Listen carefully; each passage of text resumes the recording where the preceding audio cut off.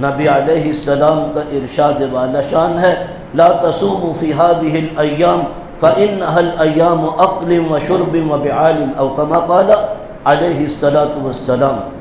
ان 5 دنوں میں روزہ نہ رکھنا، یہ کھانے پینے اور بیوی سے ہم بستری کے دن ہیں، جماع کے دن ہیں، خوشی کے دن۔ یوں جاؤ، اکلن 1، شربن 2، بعالن 3۔ خود حضور صلی اللہ علیہ وسلم ارشاد فرما رہے۔ تو میں نے عرض کیا یہ عمل، یہ تشریب کہلاتا ہے۔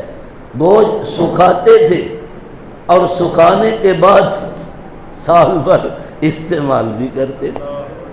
اور ساڈے بڑے نہیں سن بڑیاں پاندے، یاد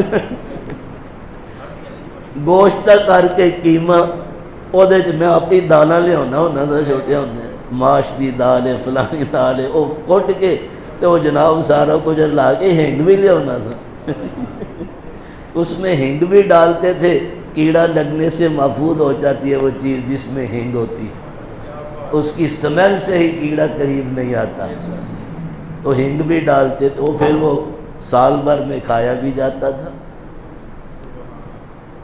حضرت انس ابن مالک رضی اللہ عنہ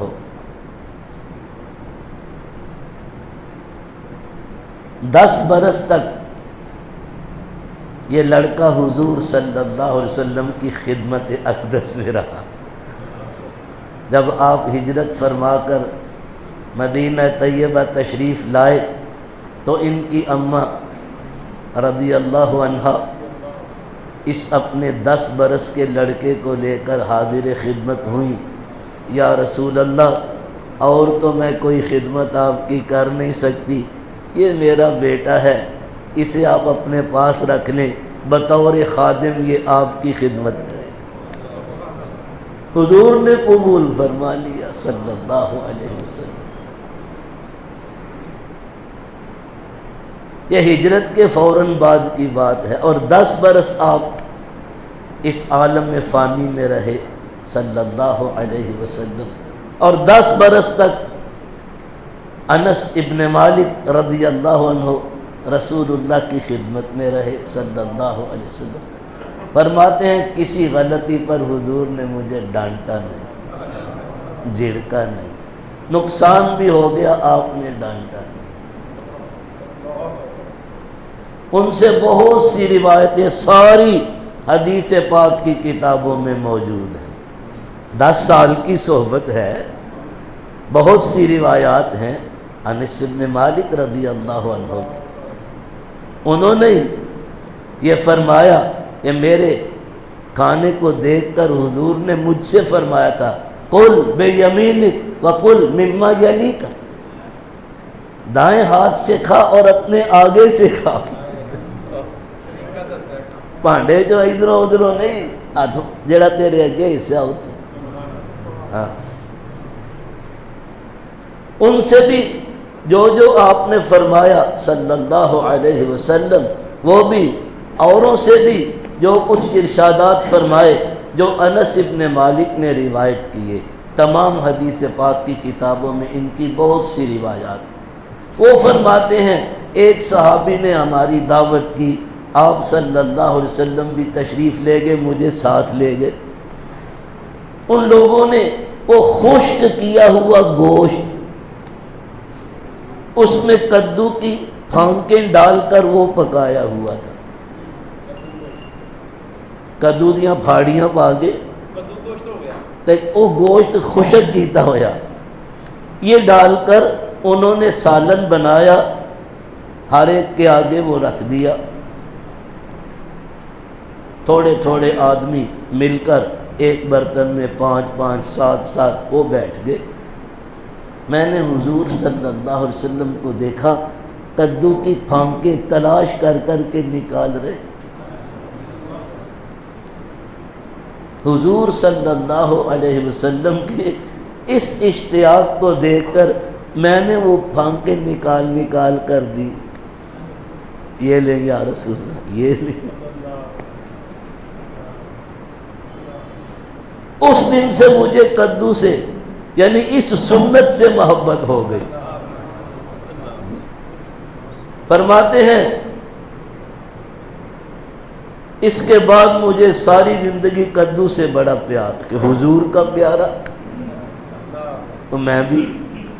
حضرت عمر رضی اللہ عنہ کے زمانے میں بصرے میں ان کو سرکاری طور پر کچھ زمین الاٹ ہوئی تھی بصرے میں، انہوں نے وہاں بھی کدو ہی کاشت کیا، اور اتنا بڑا بڑا کدو کہ خچر پر بمشکل ایک دانہ لوڈ کر کے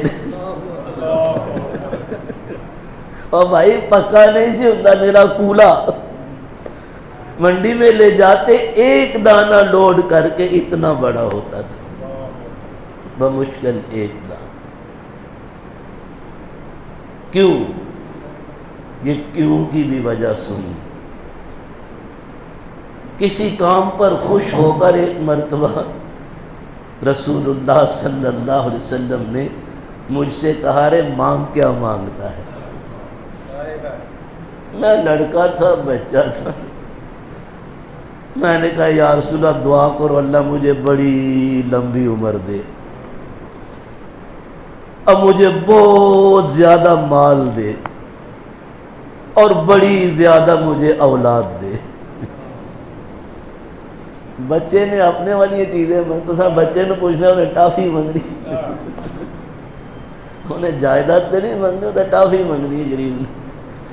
تو میں لڑکا تھا، میں نے یہ حضور مسکرائے صلی اللہ علیہ وسلم اور آپ نے دعا فرمائی اے اللہ انس بن مالک کی عمر میں، اس کے مال میں، اس کی اولاد میں بڑی برکت عطا فرما۔ کچھ لوگوں نے لکھا 150 سال عمر ہوئی، کچھ نے لکھا اس سے بھی زیادہ، 250 برس تک کی روایت۔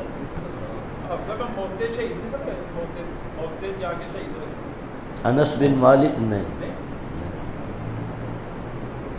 موتا تو رسول اللہ کے زمانے میں، ان کو زمین الاٹ ہو رہی حضرت عمر کے زمانے میں، یہ بات کا واقعہ۔ تو میں یہ عرض کر رہا مال بھی اللہ نے بہت دیا، بہت، اولاد بھی اتنی دی، بیٹے بیٹیاں پوتے پوتیاں نواسے نواسیاں۔ خود فرماتے ہیں اپنی اولاد میں 100 سے زیادہ کو اپنے ہاتھوں سے دفن کر چکا ہوں،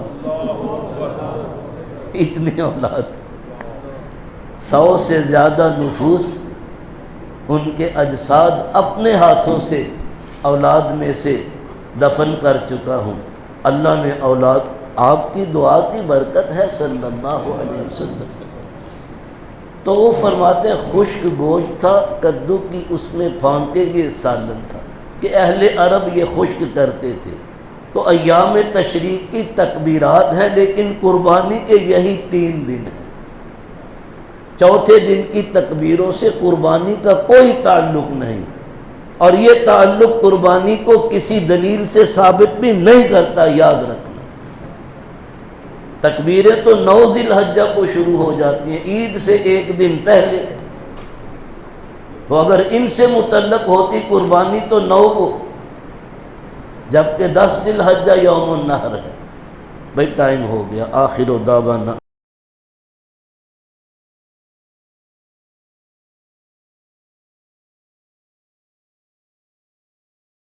الحمدللہ۔